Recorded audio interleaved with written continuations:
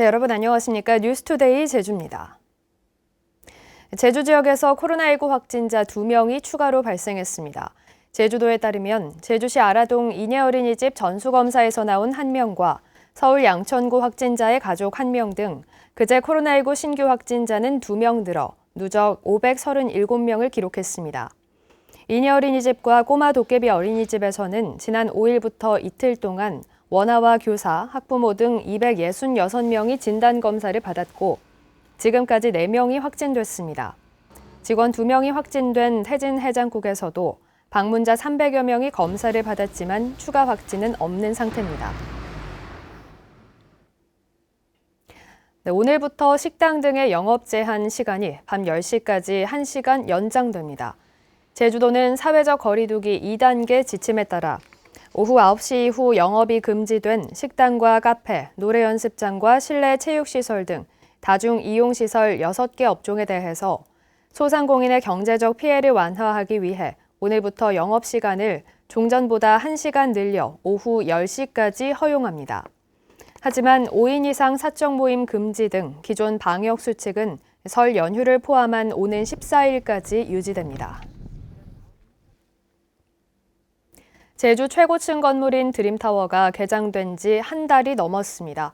그런데 쌍둥이 건물 가운데 한 개동은 아직도 영업을 하지 못하고 있는데요. 그 이유가 무엇인지 이소현 기자가 취재했습니다. 38층 높이의 연면적이 서울 63빌딩의 1.8배에 이르는 제주 드림타워 복합 리조트. 지난해 12월 개장했지만 호텔과 레지던스 쌍둥이 건물 가운데 영업은 호텔동 한쪽만 이루어지고 있습니다. 또 다른 건물인 레지던스 동으로 가는 승강기 앞에는 사용금지 안내문이 붙어 있고 진입도 막혀 있습니다. 전기와 인테리어 등 공사업체 10여 곳이 공사 대금을 받지 못했다며 레지던스 동의 마무리 공사를 2달 넘게 거부하고 있기 때문입니다.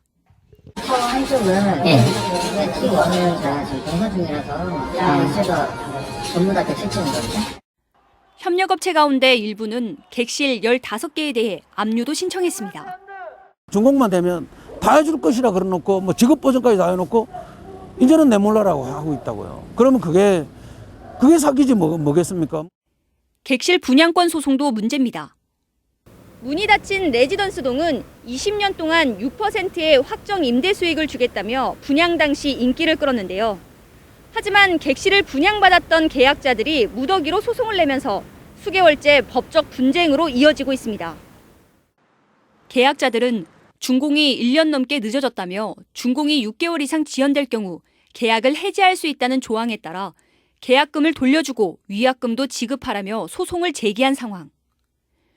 소송 참여자는 당초 20여 명에서 100명 넘게 늘었고 객실 등기 이전 비율은 영업 기준인 80%를 넘지 못하고 있습니다. 최대한 그쪽 입장을 봐준다고 하더라도 1년 이상 지연되는 거는 책임이 없을 수가 없죠. 그런 부분에 대해서는 뭐 법률상으로도 뭐 항변의 여지가 없을 것으로 생각합니다. 이에 대해 드림타워를 운영하는 롯데관광개발은 공사대금은 제3의 기관을 통해 금액 산정 협의를 진행 중이며 분양권 소송과 관련해서는 코로나19로 자재와 근로자 수급이 어려워져 빚어졌다며 계약 해지 사유에 해당하지 않는다는 입장. 공사대금 분쟁과 분양권 계약 해지 소송에 제주 최고층 건물 드림타워의 완전 개장은 시간이 걸릴 것으로 보입니다. MBC 뉴스 이소연입니다. 태풍이나 폭우 때 하천 범람을 막기 위해 해마다 수백억 원을 들여 정비 사업을 벌이고 있습니다. 국토부가 정한 일률적인 지침을 따르다 보니 정비 사업으로 인해 생태계와 지질 자원이 훼손되고 있다는 비판도 나오고 있습니다. 오승철 기자가 취재했습니다. 한라산 백록담이 발원지인 한천. 제주시 오라동 주민센터 부근 350m 구간에서 정비 사업이 한창입니다. 폭우나 태풍 때 하천 범람과 옹벽 붕괴를 막기 위해 양쪽 가장자리에 커다란 암석과 돌로 제방을 쌓고 있습니다. 수에 의해서 범람 우려는 항시 있고 우리의 아파트라든지 빌라라든지 그런 어떤 옹벽의 붕괴 우려도 염려가 되고 문제는 제주의 독특한 자연 생태와 학술적으로 가치가 있는 지질 자원이 공사 과정에서 훼손될 수밖에 없다는 겁니다. 이런 하천이라도는 해안변이 지질학적인 아주 우리 명소, 조사 장소가 되는 것이거든요. 그런데 이런 것을 전부 석축을 쌓고 다 부셔가지고 없애버리고 있기 때문에 학술적으로도 그렇고 아까 얘기한 경관적으로도 문제가 있다. 생태계와 환경 훼손을 최소화하겠다며 제주도는 지난 2005년 자연 친화적 하천 정비 방침을 내놨지만 이전과 크게 달라진 게 없습니다. 재해 예방에만 초점을 맞춘 국토부의 강 정비 지침을 그대로 준용하면서 하천 바닥을 평평하게 깎아내지 않을 뿐입니다. 지부의 강과 제주도 하천은 근본부터 다릅니다. 발생 원인부터 다르고 또 여러 가지 생태계라든가 지질이 다 다르거든요. 그런데 이제 지금 제주도 하천 정비의 그 기준은 국토부의 강 정비 방식을 그대로 따르고 있습니다. 또한 사전 타당성 분석이나 환경 영향 평가를 피하기 위해 하천 전체가 아닌 일부 구간을 쪼개기 방식으로 정비하고 있다는 지적도 나오고 있습니다. 올해 제주도의 하천 정비 예산은 400억 원이 넘습니다. 단순 토목공사라는 비판을 피하기 위해서라도 철저한 사전 검토가 필요해 보입니다. MBC 뉴스 오승철입니다. 제주 4.3 특별법 개정안이 오늘 오전 9시 국회 행정안전위원회 법안심사 소위원회에서 첫 번째 안건으로 논의됩니다. 여야는 4.3 희생자와 유족들에게 위자료를 지급하는 데에는 의견을 같이 했지만 국민의힘이 요구한 추가 진상조사위원회 신설에 대해 더불어민주당이 반대하고 있어 통과 여부는 불투명한 상황입니다. 개정안이 법안 심사를 통과하면 행안위 전체 회의와 법사위를 거쳐 오는 26일 국회 본회의에 상정됩니다. 한편 원희룡 제주도지사와 여야 도의원 유족 대표들은 오늘 국회를 방문해 4.3 특별법에 대한 초당적인 협력을 촉구할 예정입니다. 대한민국 시도지사협의회가 4.3 특별법 개정 촉구를 위한 공동 건의문을 오늘 정부와 국회에 제출합니다. 건의문은 국가 공권력에 피해를 당한 제주도민과 4.3 사건의 해결을 위해 개정안이 2월 임시국회에서 통과되도록 정부의 전향적 변화와 국회의 초당적인 협력을 촉구하는 내용으로 전국 17개 시도가 만장일치로 동의했습니다.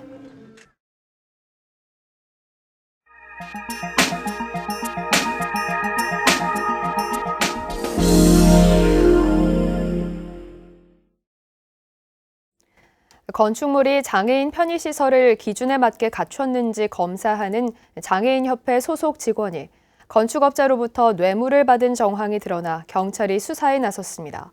뇌물수수와 같은 일탈 행위를 사전에 막을 방안이 미비한데도 주무부서인 보건복지부와 지자체는 감독에 대한 책임을 미루고만 있습니다. 여수 강서영 기자입니다. 장애인의 통행을 돕는 점자 블록과 이동을 돕는 장애인 주차장. 장애인 시설은 물론 카페나 병원 등 다중이용시설들은 건축 단계에서부터 장애인 편의시설을 기준에 맞게 갖췄는지 검사를 받습니다. 그런데 최근 적합성을 검사하는 여수지체장애인협회 소속 기술요원 A씨가 건축업자들로부터 금품을 받았다는 진정서가 접수돼 경찰이 수사에 나섰습니다. MBC가 입수한 전남지체장애인협회의 자료입니다. A씨가 여수 지역 5곳의 업체로부터 최소 30만 원에서 많게는 700만 원까지 금품을 받았다고 나와 있습니다. 저희가 확인한 것은 한 건인데 받고 보통은 돌려줬다 그러면 즉시 돌려줘야 되잖아요. 네. 그러지 않고 제가 수일이 좀 걸렸더라고요. 본인도 뭐 별 내지 않고 사익서를 제출하고. 공사 관계자들은 건축업자가 기술요원에게 위반 사항을 눈감아달라며 금품을 제공하거나 반대로 기술요원이 준공이 급한 건축업자의 사정을 이용해 무리한 지시를 하며 금품을 유도하는 경우가 있다고 말합니다. 얇은 이 판만 부착을 할 수 있도록 돼 있거든요. 그랬더니 자기들은 인정 못 하겠다. 말도 안 된다. 여기 규정에 이렇게 돼 있는데 이런 게 부지기수다. 그런 경우에 그냥 돈 몇 푼 지어주고 그렇게 하면 넘어간다. 편의시설 적합성 검사가 공정하고 적확하게 이뤄지고 있는지 의심이 들고 자칫 선량한 건축업자와 장애인들이 피해를 볼 가능성이 있는 상황. 하지만 주무부서인 보건복지부와 지자체는 각각 현행법과 전문성 부족을 이유로 들며 책임만 떠넘기고 있습니다. 그거를 이제 그 지자체도 관리 감독을 해야 되는 거죠. 뭔가가 저희가 아닌데 어떻게 검토를 한답니까? 장애인 편의시설 적합성 검사 과정이 일부 건축업자와 장애인협회 직원의 일탈 행위에 쉽게 노출되고 있다는 지적이 제기되고 있습니다. MBC 뉴스 강서영입니다. 울산의 한 아파트가 사고 위험을 이유로 택배 차량의 아파트 단지 출입을 막았습니다. 이 때문에 설을 앞두고 경무에 시달리는 택배 기사들이 이 아파트에서는 수레를 끌고 물건을 배송하다 보니 다른 곳들보다 2~3배 시간이 더 걸린다고 합니다. 울산 정인곤 기자입니다. 울산 남구의 한 아파트 앞 대로변에 택배 차량이 하나둘 모입니다. 차에는 하루에 배송해야 할 수백 개의 택배 상자가 가득 들어차 있습니다. 택배 기사들은 차량 가득 실린 물건을 내리고 다시 수레에 100여 개의 물건을 일일이 실어 지하 주차장으로 옮기기 시작합니다. 아파트에서 안전을 이유로 택배 차량의 출입을 막아 울며 겨자 먹기로 수레를 이용해 배송하는 겁니다. 시간이 돈인 택배 기사들은 1시간이면 끝날 물량 배송에 2시간이 훌쩍 넘는 시간을 써야 합니다. 혼자서는 도저히 시간을 못 맞추자 아내와 함께 배송에 나선 택배 기사도 있습니다. 이 아파트에서 시간이 더 걸리다 보니 다른 곳의 택배 배송도 늦어지기 일쑤입니다. 네, 명절 앞두고 물량이 상당히 많이 늘었습니다. 늦더라도 좀 양해 좀 부탁 좀 드립니다. 이러다 보니 이 아파트는 택배 기사들 사이에 기피 대상 1호가 됐습니다. 지상에 다니는 데에서 택배차가 20km, 30km 다니겠어요. 천천히 10km대로 천천히 돌기 때문에 크게 그렇게 지장이 없다고 생각하는데 취재가 시작되자 아파트 입주자 대표 측은 회의를 거쳤고 조만간 입주민 투표를 통해 지상 이용을 검토하겠다고 입장을 밝혔습니다. 하지만 자신들은 문제가 됐던 지난 2018년 다산 신도시 택배 파동 이전부터 이렇게 해왔다며 문제는 없다는 입장입니다. 코로나로 인한 비대면 시대에 택배와 배달이 이미 일상이 된 상황에서 입주민들의 안전도 지키고 택배 기사들의 부담도 줄일 수 있는 합의점이 필요한 시점입니다. MBC 뉴스 정인곤입니다.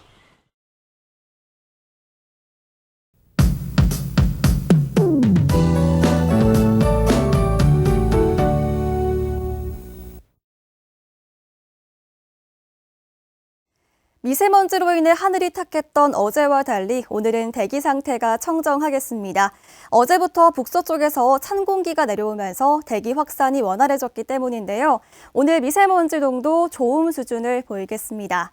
다만 찬바람이 불면서 밤사이 기온이 뚝 떨어졌습니다. 아침 공기가 제법 쌀쌀한데요. 오늘 제주시는 낮 기온이 어제보다 10도 가까이 내려가겠습니다. 따뜻하게 옷 입으셔야겠고요. 내일 오후부터 다시 서쪽에서 따뜻한 바람이 불면서 기온이 올라가겠습니다.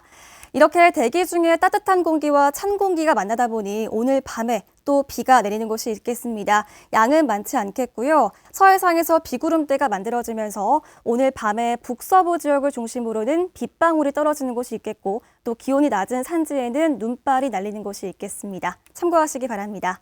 자세한 지역별 날씨 알아보겠습니다. 현재 기온 북부와 서부, 동부는 4도, 남부는 8도를 보이고 있습니다. 낮 기온은 북부와 서부, 동부는 5도에 그치겠고요. 남부는 9도가 예상됩니다. 도서 지역도 오늘 5도에서 6도 선에 그치면서 종일 쌀쌀하겠습니다. 현재 제주도 남쪽 먼바다에 풍랑주의보가 발효 중입니다. 남쪽 먼바다를 중심으로 오늘 바다의 물결이 4m까지 매우 높게 일겠고요. 그 밖의 해상에도 오늘 바람이 강하겠습니다. 현재 전국적으로 하늘길 날씨 양호한 편입니다. 항공편 운항은 대체로 정상 운항되고 있습니다. 주간 날씨입니다. 설 연휴가 있는 이번 주는 별다른 눈비 소식은 없겠고요. 내일 오후부터 기온이 오르면서 설날에도 평년보다 높은 기온 보이며 대체로 포근하겠습니다. 날씨였습니다. 올 들어 한 달 동안 제주 해안에 유입된 괭생이 모자반이 지난해 유입량을 넘어섰습니다. 제주시와 서귀포시에 따르면 지난달 제주에 유입된 괭생이 모자반은 모두 5,900여 톤으로 지난해 유입된 5,100여 톤보다 700여 톤 많았습니다. 제주도는 지금까지 4,000톤을 수거해 농가에 퇴비로 제공했는데 예년처럼 6월까지 밀려오면 처리에 어려움을 겪을 것으로 보여 매립하는 방안도 검토하고 있습니다. 서귀포시 대정읍에서도 고병원성 조류 독감이 잇따라 확인됐습니다. 제주도는 지난달 제주시 외도일동에 이어 서귀포시 대정읍 일과리에서도 청둥오리 폐사체가 발견돼 검사한 결과 H5N8형 고병원성 조류 인플루엔자로 판정됐다고 밝혔습니다. 이에 따라 주변 농가의 닭과 오리 4만 3천여 마리에 대한 이동을 제한하고 방역 소독을 하고 있습니다. 제주 4.3 평화재단은 올해 2021년을 4.3을 대중화하고 4.3 기록관리의 원년으로 만들겠다고 선포했습니다. 이를 위해 지난해 지역사회에서 반향을 일으킨 창작오페라 순이 삼촌의 서울 공연을 시도하고 4.3 대중영화 시나리오를 공모해 JDC와 함께 영화 제작을 추진합니다. 또 4.3 기록물을 데이터베이스로 만들어 일반인에게 공개하고 행방불명인과 재경 4.3 유족, 종교계의 피해 실태 등 추가 진상조사도 진행합니다. 신호 위반으로 출근길에 교통사고를 당했더라도 신호등 설계에 문제가 있다면 산업재해가 인정된다는 판결이 나왔습니다. 광주고등법원 제주 제1행정부는 차량이 진행하는 반대 방향 차로에 신호등이 설치돼 운전자의 시야에서 벗어나 신호 오인을 일으켜 출근길에 교통사고를 당한 사건에 대해 근로복지공단이 산업재해를 인정하고 유족급여를 지급하라는 원심 판결을 인용했습니다. 지난 2019년 10월 원고의 가족인 70대 장모 씨는 출근길에 버스와 충돌해 숨졌지만 근로공단은 장 씨에게 과실이 있다며 산업재해를 인정하지 않았습니다. 뉴스투데이 제주를 마치겠습니다. 고맙습니다.